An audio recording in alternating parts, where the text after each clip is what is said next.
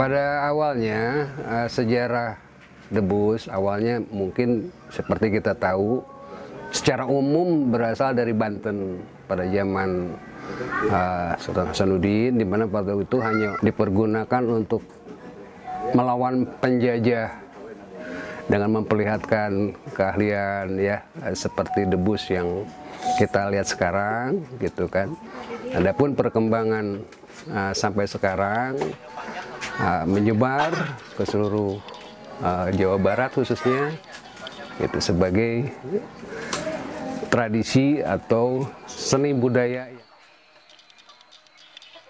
Pada umumnya pelaku-pelaku debus ini adalah orang-orang yang memang mempunyai niat ya, punya niat untuk melestarikan bahwa kita punya warisan tradisi seni budaya seperti ini. Siapa lagi kalau bukan kita yang melestarikannya, mengembangkannya kalaupun lebih baik, lebih mampu itu seperti itu. Nah, makanya kami khususnya di Gagak Karancang dengan latar belakang background yang berbeda-beda, kami satukan bahwa kami adalah pelestari, bukan orang sakti seperti itu.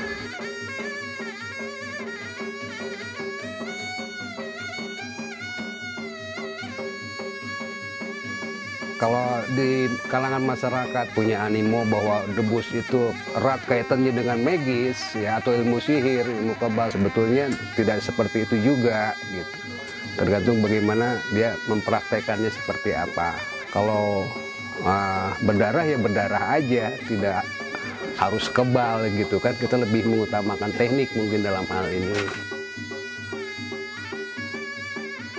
Untuk permainan debus tentang ilmu kanuragan atau kadugalan tidak menutup kemungkinan ada yang pakai, ada yang enggak gitu kan. Ada yang emang pure secara teknik dan skill, ada yang pakai gimmick, terus ada juga yang emang dia pasang gitu, pakai ajimat-ajimat tertentu yang dipakai untuk kekebalan.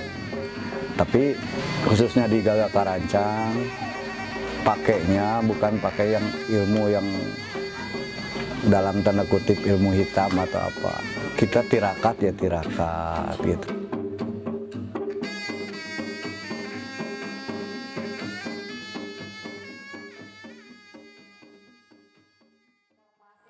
Bahwa kami juga ada Rea ya, Rea yang sudah bisa memancanegara. Sampai ke mancanegara ya? Betul, ada informasinya ya Kak Ibu yang terakhir di Denmark. Di Denmark sampai dipanggil Denmark ini. Untuk falsafah debus intinya seperti ini mungkin yang terkesan dan ingin menyampaikan kesan dari seni debus khususnya. Misalnya ada atraksi dia istilahnya memotong lidah. Nah, memotong lidah itu yang ingin disampaikan maknanya adalah kalau ngomong jangan sembarangan, jangan nyakitin orang. Ya intinya hati-hatilah sebelum berucap.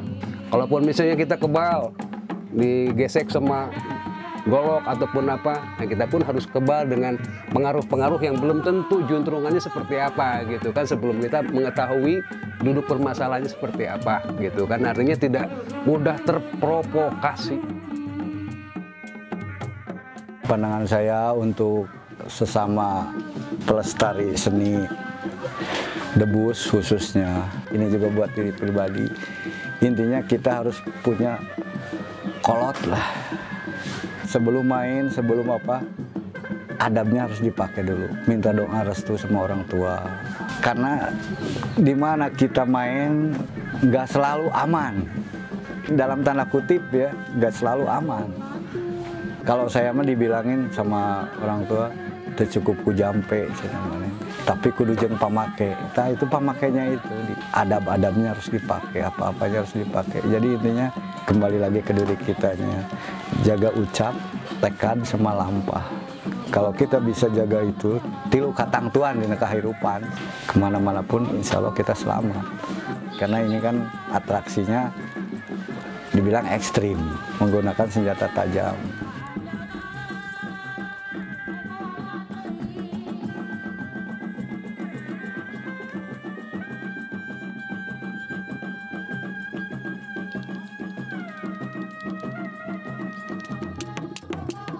dari berbagai pendapat bahwa debus itu tidak layak dimainkan oleh anak-anak. Sebetulnya tidak begitu juga, justru kita mengenalkan lebih awal, lebih dini kepada mereka. Bukan tidak boleh mencoba, boleh mencoba, tapi kapasitasnya disesuaikan dengan usia anak tersebut. Makanya kami kadang-kadang dalam penampilan kami sejauh ini GKK Rancang menampilkan anak-anak kami yang memang masih, katakanlah masih muda-muda, pemula seperti itu. Kita tampilkan contoh yang nyata buat mereka bahwa debus itu tidak sadis, tidak serem gitu kan, tidak menakutkan seperti itu.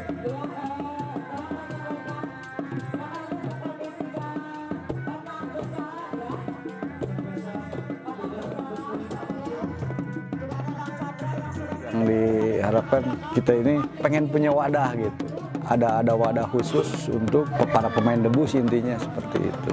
Kalau debus itu sendiri beda sama dagang kan, kalau ada perform, ada kadang-kadang kita kok taruhannya nyawa cuman dikasih nasi bok atau apa gitu. Harusnya ada apresiasi dari pemerintahan seperti itu. Beda lagi kalau acara-acara paburon, kalau gitu mah kita nggak dibayar atau itu kan. Udah antusias gitu, karena kan menyambung tali silaturahmi.